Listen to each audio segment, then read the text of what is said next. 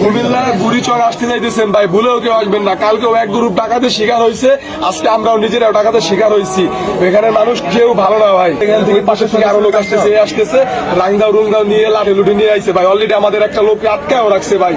আসসালামু আলাইকুম। আমরা এখন যে ভিডিওটি দেখলাম, কুমিল্লাতে একটা ত্রাণদাতা টিমের উপর ডাকাতের হামলা হয়েছে। এর আগেও একটা টিমের উপর হয়েছিল, যেমনটি ওনারা বলছিলেন। গতকালকে অ্যাকচুয়ালি এই ইনসিডেন্টটা হয়েছে, আনফরচুনেট যেটা ছিল। তো সেক্ষেত্রে ভাইয়েরা আহ্বান করতেছিল যাতে কুমিল্লাতে কেউ ভলেন্টিয়ার হিসেবে না আসে বা ওরকম ত্রাণ দেওয়ার জন্য বা উদ্ধার কর্মী কেউ না আসে। তো অ্যাকচুয়ালি কুমিল্লার অবস্থা কিন্তু খুব একটা যে ভালো তা না, অনেক আরো খারাপ হচ্ছে ডে বাই ডে। আপনার পানির উচ্চতাও বাড়ছে। আমি যখন গিয়েছিলাম তখন আমরা এরকম হয়েছে, আমরা ধরেন 10-15 মিনিট 20 মিনিট পরে আমাদের পানির উচ্চতা আরো বেড়ে গেছে। যখন আমি গিয়েছিলাম তখন তো দেখা যাচ্ছে, তো এরকম করে একটু একটু করে যদি পানি বাড়ে তাহলে আপনারা ভাবতে পারেন যে সময়ের সাথে সাথে কত ডেঞ্জারাস হচ্ছে সিচুয়েশনটা। আর ডাকাত দলের যেই মোটিভটা ছিল সেটা আপনারা বুঝতে হবে। Actually they don't care about the people, যে মানুষ মরলো না বাঁচলো, তারা এটা সম্পর্কে কোনো কেয়ার করে না।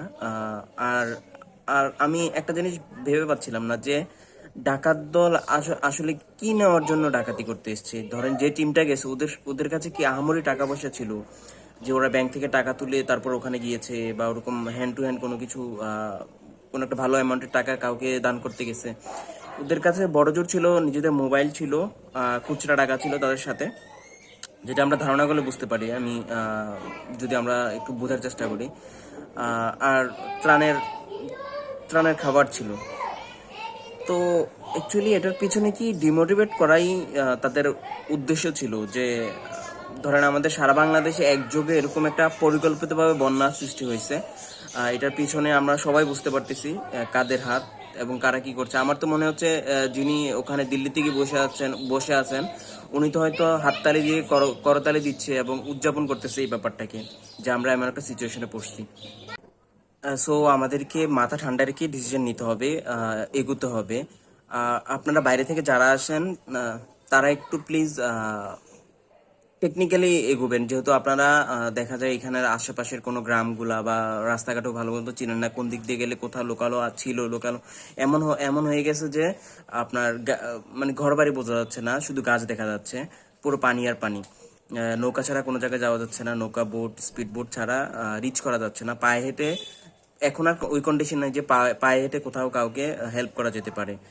তো এই জন্যই ধরেন আপনারা যখন আসতেছেন, এত দূর থেকে আসতেছেন, মানুষকে হেল্প করা, মানুষকে সাহায্য করার মোটিভ নিয়ে আসতেছেন, তো সেহেতু আপনারা প্ল্যান করে এগোবেন। আপনারা এখানে লোকাল কাউকেও আপনাদের টিমের সাথে নিয়ে নিবেন। আর আপনারা তো অবশ্যই জানেন যে বড় টিম আনলে এখানে একটা বোঝার মতো হয়ে যায়।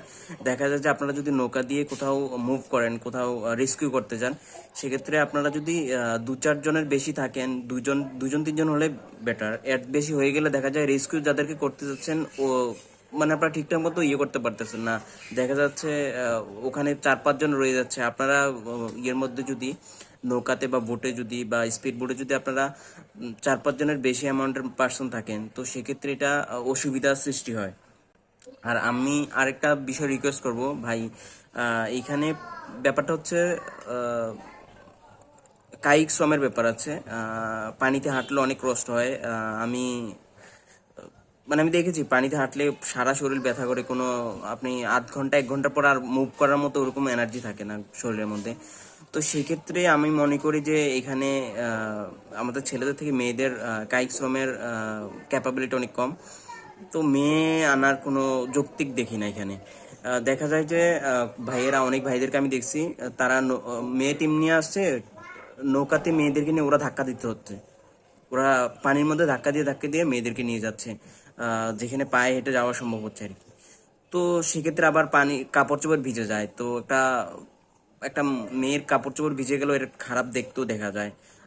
এখানে আমার অনেক রেসিস্ট কমেন্ট আসতে পারে নিচে, I don't care about it, but যেটা সত্যি সেটা সত্যি। এখানে শো অফ করার কোনো কিছু নেই ভাই। আপনারা আপনাদের যেই ইনোসেন্স একটা টার্গেট আছে, আপনারা একজন মানুষকে হেল্প করবেন, এটা কি একটা নোভেল জিনিস ব্যাপারটা, তো সেই ব্যাপারটাকে কলুষিত করবেন না এসব করে।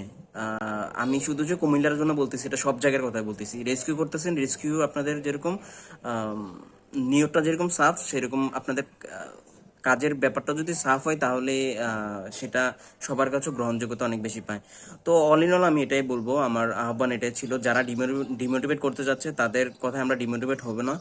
এবং এখানে কুত্তাগুলো কিন্তু এখনো আমাদের দেশ থেকে হয় নাই, মানে একেবারে যে ওরা বিলুপ্ত আমাদের দেশ থেকে ঠিক কিন্তু তা না, তারা আমাদের মাঝেই কিন্তু রয়ে গেছে। তারা ডাকাত হয়ে হোক বা অন্য ধর্মের পরিচয় হোক বা এভাবে হোক সেভাবে হোক, তারা কিন্তু তাদের কাজ সাধন করে যেতে চাইতেছে। এবং আমরা এরকম একত্রিত হয়ে আমরা এত বড় বিষয় যে মোকাবেলা করে ফেলতেছি সেটা কিন্তু ওদের জন্য নেগেটিভ। আমাদের জন্য পজিটিভ হলো আমাদের মানুষ এখন শিখতেছে কিভাবে একজন আরেকজনের পাশে এসে দাঁড়াতে হয়, কাছে এসে দাঁড়াতে হয়।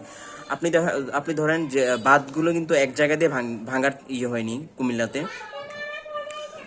আপনার মাল্টিপল প্লেস দিয়ে ভাঙার ওরকম হয়েছিল, পানি যাচ্ছিল, চুইয়ে চুইয়ে পানি যাচ্ছিল। তো এমন এমন হয়েছে ভাই, 5 মিনিটের ব্যবধানে আইসা বাদ বাইরে ফেলছে মানুষ। মানুষ এতটা একজন আরেকজনকে হেল্প করতেছে, বস্তা ভরে ভরে ভরে ভরে মাটি দিয়ে বাঁশ দিয়ে পুরো বাঁধ নতুন করে তৈরি করে ফেলতেছে যাতে এখানে ভাঙ্গা না পড়ে। সো এই ব্যাপারটা আমাদের জন্য পজিটিভ হলো, ওদের জন্য কিন্তু সুখকর নয় ব্যাপারটা, ওদের ফিউচারের জন্য বলেন, ওদের প্রেজেন্ট সিচুয়েশনের জন্য বলেন। তো আমরা মাথা ঠান্ডা রেখে কাজ করবো ইনশাল্লাহ। আর আল্লাহ যেন আমাদের উপর রহমত করে, যত তাড়াতাড়ি আমাদেরকে এই সিচুয়েশন থেকে বের করে। জাযাকাল্লাহ খাইরান।